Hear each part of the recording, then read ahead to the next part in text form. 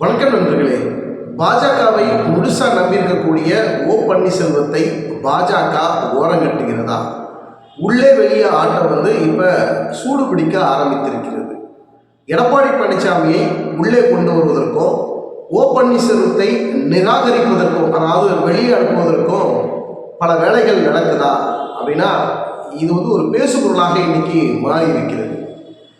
அதாவது எடப்பாடி பழனிசாமி தரப்பில் இருக்கக்கூடிய எடப்பாடி பழனிசாமியுடைய நெருங்கிய உறவினர்கள், நெருங்கிய முக்கிய நிர்வாகிகள் வீடுகளில், அலுவலகத்தில் அமலாக்கத்துறை ரெய்டு போய் அந்த இடத்துல இருக்கக்கூடிய டாக்குமெண்ட்டுகள் விசாரிக்கிறது, இப்படி பல விஷயங்கள் எடப்பாடி பழனிசாமி தரப்பில் இருக்கக்கூடிய ஆதரவு இருக்கக்கூடியவர்கள் மத்தியில் அவர்கள் இடத்துல அமலாக்கத்துறை ரெய்டு போனாங்க.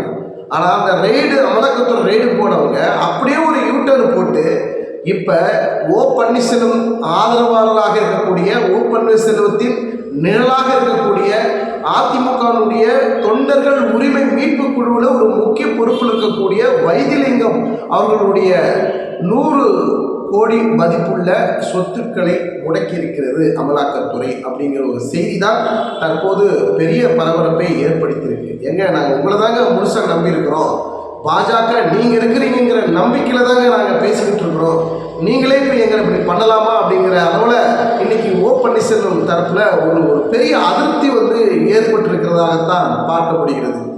ஏன்னா எடப்பாடி பழனிசாமி அதிமுகவை ஒன்றிணைக்க மாட்டேங்கிறார்.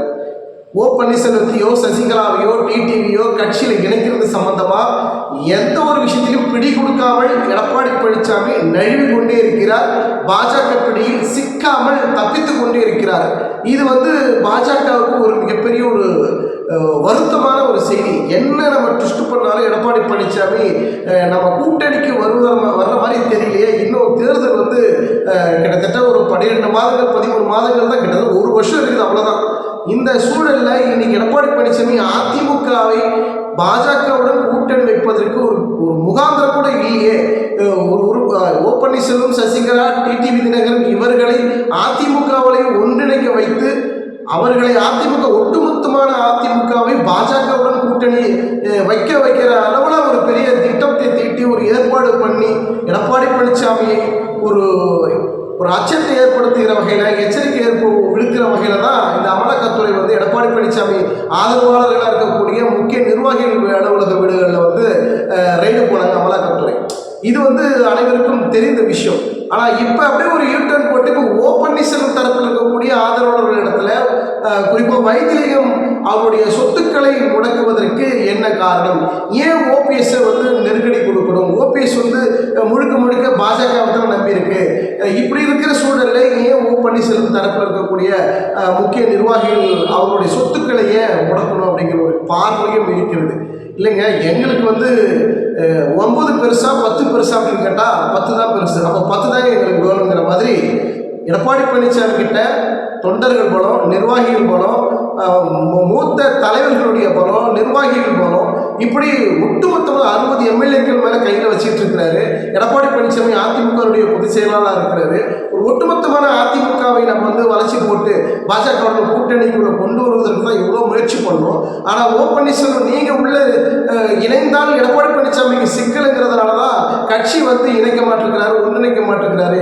இப்படி இருக்கிற சூழலில் நாங்கள் தேர்தல் நெருங்க நம்ம என்ன செய்வது தெரியாதனால தான் இன்னைக்கு எடப்பாடி பழனிசாமி தரப்புலையும் ஒரு அமலாக்கத்துறை ரெய்டு, இப்போ பன்னீர்செல்வம் தரப்பில் இருக்கக்கூடிய ஆதரவாளர்கள் மத்தியிலையும் அமலாக்கத்துறை ரெய்டு. இது காமனாக நடக்குதா, இல்லை 2 பக்கமும் உள்ளே வெளியே ஒரு ஆட்டம் யார் உள்ளே வர போகிறாங்க, யார் வெளியே போக போகிறாங்க அப்படிங்கிற ஒரு குழப்பமான நிலையை உருவாக்குவதற்காக பாஜக எடுக்கக்கூடிய ஒரு முன்னேற்பாடா, இல்லை இது முன் எச்சரிக்கையா அப்படிங்கிற மாதிரியாக ஒரு விஷயம் போகிறது. எதுவாக இருந்தாலும் எடப்பாடி பழனிசாமி 2026 சட்டமன்ற தேர்தலுக்கு முன்பாக பாஜகவுடன் கூட்டணி வைப்பதற்கு இணக்கமாக ஒரு சூழலை உருவாக்குவதற்கு வாய்ப்புகள் இருக்கும் அப்படிங்கிற ஒரு செய்தி தான் சொல்லப்படுகிறது. இருந்தாலும் துக்ளக் ஆண்டு விழாவில், துக்ளக்குடைய 55வது ஆண்டு விழாவில் துக்ளக் குருமூர்த்தி அவர்கள் ஒரு விஷயத்தை சொல்றாரு. அதிமுகவுடன் பாஜக கூட்டணி வைக்கிறதுனால எந்த பிரயோஜனமும் இல்லை, ஒரு மிகப்பெரிய ஒரு ஏமாற்றம் தான் கிடைக்கும். எடப்பாடி பழனிசாமி ஒரு நல்ல தலைவரே கிடையாதுங்க, அவரெல்லாம் மாற்றி பேசுகிறாருங்க. இப்படி நேற்று ஒன்று பேசுகிறாரு, இன்னைக்கு ஒன்று பேசுகிறாரு. கட்சி வழிநடத்தவே அவருக்கு தெரிலங்க. இவரை நம்பி எல்லாம் பாஜக கூட்டணி வச்சா பாஜகவுக்கு தான் இழப்பு அப்படிங்கிற அளவில் துக்ளக்குடைய குருமூர்த்தி அவர்கள் ஒரு செய்தி சொல்லியிருக்கிறாரு. இந்த நிலையில இன்னைக்கு ஓ பன்னீர்செல்வம் தரப்பில் இருக்கக்கூடிய வைத்திலிங்கம் அவருடைய 100 கோடி ரூபாய் மதிப்புள்ள சொத்துக்களை அமலாக்கத்துறை முடக்குவதற்கு என்ன காரணம்? ஏன் ஓ பன்னீர்செல்வத்தை அச்சத்திலையும் பயத்திலையும் ஒரு நெருக்கடியை கொடுக்கக்கூடிய சூழல் ஏன் பாஜக அமலாக்கத்துறை இந்த செயலை செய்கிறது அப்படிங்கிற ஒரு பார்வை இன்னைக்கு ஒரு அச்சத்தை ஏற்படுத்துகிற வகையில், ஒரு நெருக்கடி கொடுக்குற வகையில் ஓ பன்னீர்செல்வம் தரப்பில் இருக்கக்கூடிய ஆதரவாளர்கள் மத்தியில் ஒரு கசப்பான மன உணர்வை கொண்டு இன்னைக்கு இருக்கிறாங்க.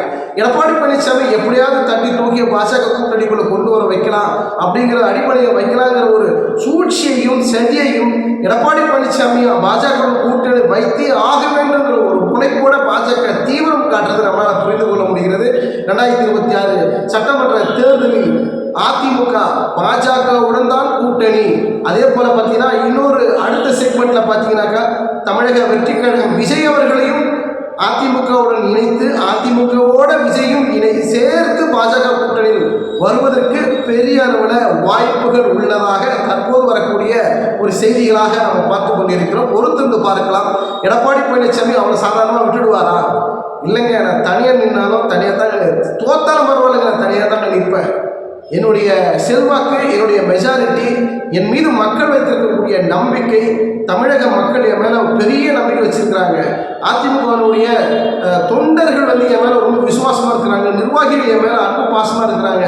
அவர்கள் போதுங்க, எனக்கு வேறு யாரும் வேணாங்க, நான் தனியாகவே நிற்கிறேங்க அப்படிங்கிற எடப்பாடி பழனிசாமி சொன்னால் அதிமுக அடுத்து இரண்டாக உடைந்திருக்கிறது, 3ஆக உடைந்து கொண்டிருக்கிறது, அது 4ஆக 5ஆக உடைவதற்கு அதிக வாய்ப்பு 2026 தேர்தலுக்கு பிறகு நிறைய உடைப்புகள் அதிமுக ஏற்படும்.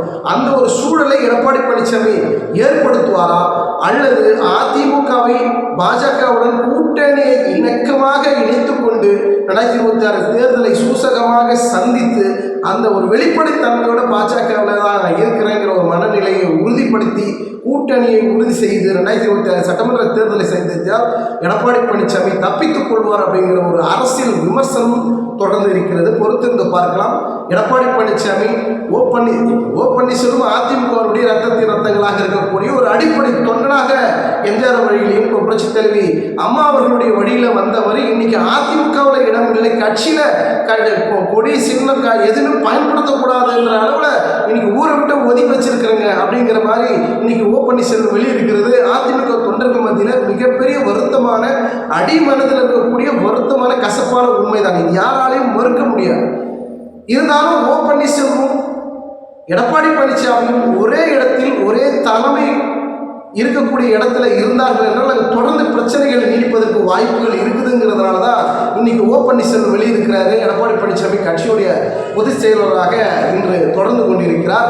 ஓ பன்னீர்செல்வம் இல்லைங்க, எனக்கு எந்த பொறுப்பு வேணாங்க, அது நீயே கூட இப்போ நம்பிக்கை துரோகம் யார் அதிமுகவுக்கு செய்தாலும் நிச்சயமாக அம்மாவுடைய உண்மையான விசுவாசிகள் யாருமே இந்த துரோகம் செய்ய மாட்டார்கள். எடப்பாடி பழனிசாமி இதை செய்து கொண்டிருக்கிற மிக விரைவில் அதற்கு உண்டான விளைவுகளை எடப்பாடி பழனிசாமி சந்திப்பார் அப்படின்னு தொடர்ந்து ஓ பன்னீர்செல்வம் அவர்கள் ஒரு குற்றச்சாட்டை, ஒரு பரபரப்பான செய்தியை சொல்லிக் கொண்டிருக்கிறார்.